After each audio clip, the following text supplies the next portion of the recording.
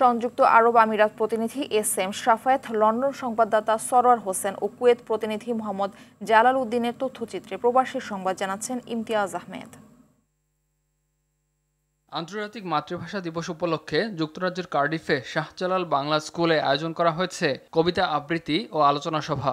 মোহাম্মদ মকিস মনসুরের সভাপতিত্বে এস.এ. খান লেলিনের পরিচালনায় সভায় বক্তব্য রাখেন আনা মিয়া, আখতারুজ্জামান কুরেশি নিপু, আব্দুল মুমিন, শেখ আতিকুজ্জামান ও স্কুল শিক্ষিকা আফিফা জান্নাত। বক্তারা ব্রিটেনে বেড়ে ওঠা নতুন প্রজন্মের কাছে বাংলাদেশের কৃষ্টি সংস্কৃতি ও গৌরবময় অধ্যায় তুলে ধরে শিশুদের বাংলা স্কুলে পাঠানো সহ বাংলাদেশ সম্পর্কে জানাতে অভিভাবকদের ভূমিকা রাখার আহ্বান জানান।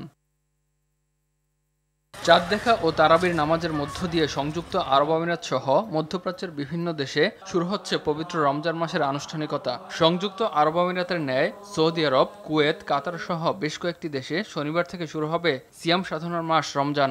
এবছর চাঁদ দেখার জন্য সংযুক্ত আরব আমিরাত বিশেষ এক প্রযুক্তির সহায়তা নিয়েছে।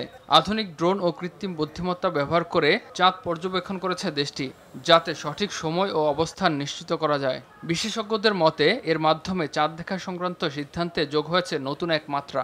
রমজান উপলক্ষে সংযুক্ত আরব আমিরাতের বাজার ও শপিং মলগুলোতে শুরু হয়েছে বিশেষ মূল্য ছাড়। নিত্য প্রয়োজনীয় পণ্যে ৫০ থেকে ৭৫% পর্যন্ত ছাড় ঘোষণা করা হয়। এতে ক্রেতারা সহজে রমজানের কেনাকাটা করতে পারছেন।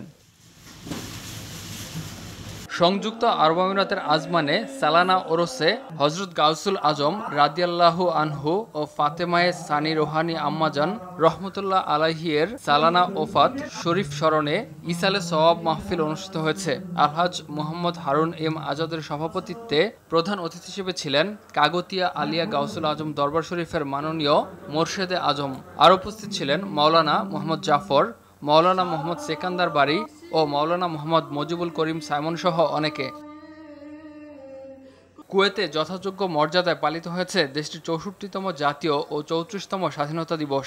এ সময় দেশটির বিভিন্ন প্রতিষ্ঠান নানা আলোকসজ্জায় সজ্জিত করা হয়। ১৯৯১ সালে ইরাকের দখলদারিত্ব থেকে মুক্ত হয় কুয়েত।